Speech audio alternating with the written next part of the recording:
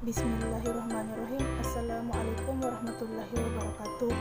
Perkenalkan, nama saya Nur Asisa. Saya mahasiswa dari Prodi Penilaian Pertanian di Universitas Muhammadiyah Palopo. Di video ini saya akan menyelesaikan tugas dari Ibu Harmetasari dengan mata kuliah Bahasa Indonesia. Di sini saya akan mempresentasikan makalah tentang penyusunan paragraf dalam karya tulis ilmiah. Dalam ruang lingkup paragraf ada beberapa, yaitu ruang lingkup paragraf, ciri-ciri paragraf, unsur-unsur paragraf, jenis-jenis paragraf, syarat-syarat paragraf, dan teknik pengembangan paragraf.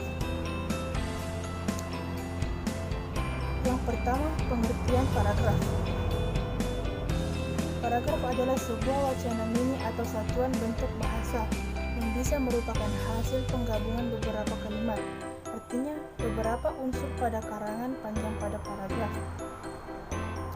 Yang kedua, ciri-ciri paragraf.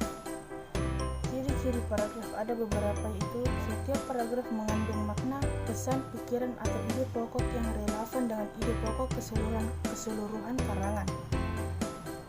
Yang kedua, paragraf umumnya dibangun oleh sejumlah kalimat. Yang ketiga, paragraf adalah satu kesatuan ekspresi pikiran. Keempat, paragraf adalah kesatuan koheren dan padat. Yang kelima, kalimat-kalimat paragraf tersusun secara logis dan sistematis. Ketiga, unsur-unsur paragraf. Unsur-unsur paragraf ada beberapa juga, yaitu transisi, kalimat topik, kalimat pembangun, dan kalimat penjelas.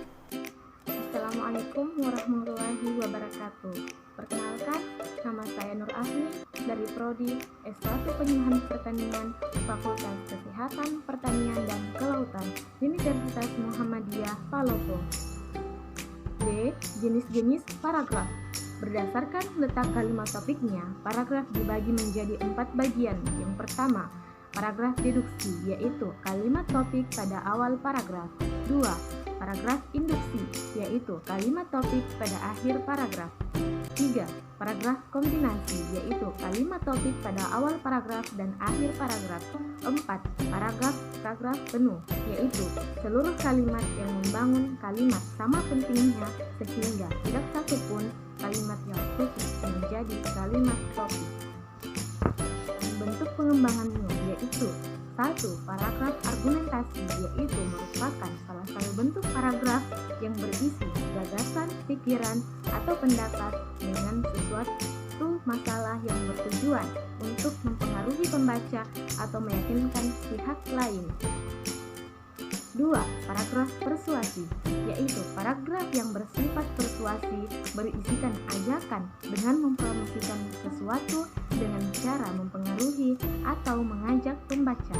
3. Paragraf deskripsi, yaitu merupakan paragraf yang melukiskan atau menggambarkan sesuatu dengan bahasa tentang sesuatu hal atau peristiwa secara objektif. 4.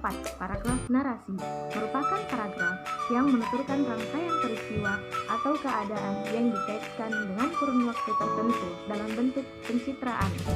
Adapun jenis paragraf berdasarkan posisi dan fungsinya.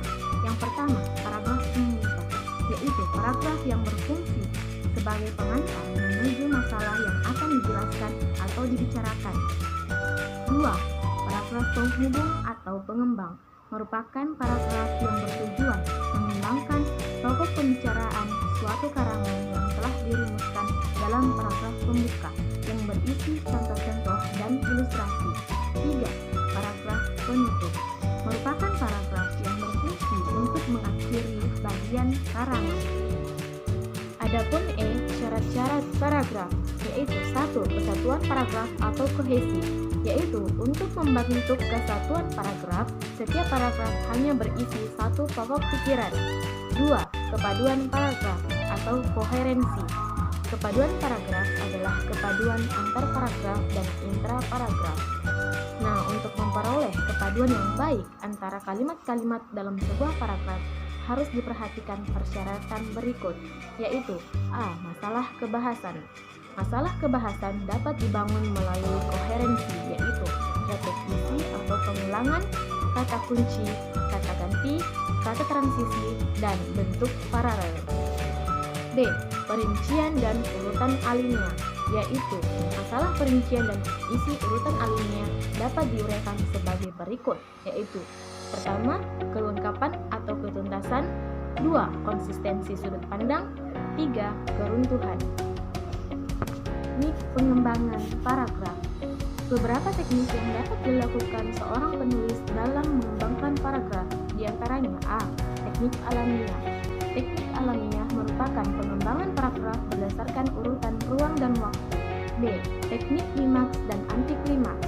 Antiklimaks dimulai dari informasi yang memiliki gradasi tinggi atau penting menuju informasi yang gradasinya rendah, sedangkan teknik antiklimaks dimulai dari hal yang gradasinya kurang penting menuju ke hal yang gradasinya sangat penting. C. Teknik umum khusus dan khusus umum. Teknik umum khusus dimulai dari gagasan utama dan dilanjutkan dengan hal khusus sebagai pengembangannya.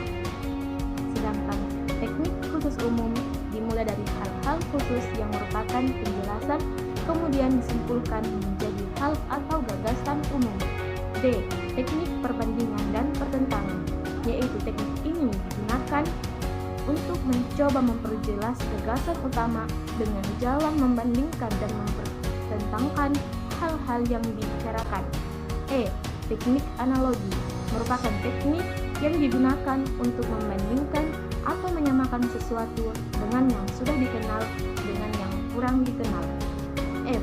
Teknik contoh-contoh. Teknik ini memberikan hal yang konkret yang dapat memberikan bukti atau penjelasan kepada pembaca yang bersifat lebih umum.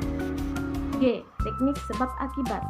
Teknik sebab akibat dapat diwujudkan dengan melihat hubungan antar kalimat dalam paragraf. H. Teknik definisi luas, yaitu teknik ini merupakan pemberian penjelasan tentang sesuatu dengan beberapa kalimat untuk memperjelas definisi. I. Teknik klasifikasi atau yang terakhir, yaitu merupakan penggunaan cara pengelompokan hal-hal yang sama untuk memperjelas kalimat utama. Sekian presentasi makalah kami, kurang dan lebihnya mohon dimaafkan. Billahi fisabilil haq fastabiqul khairat. Terima kasih. Wassalamualaikum warahmatullahi wabarakatuh.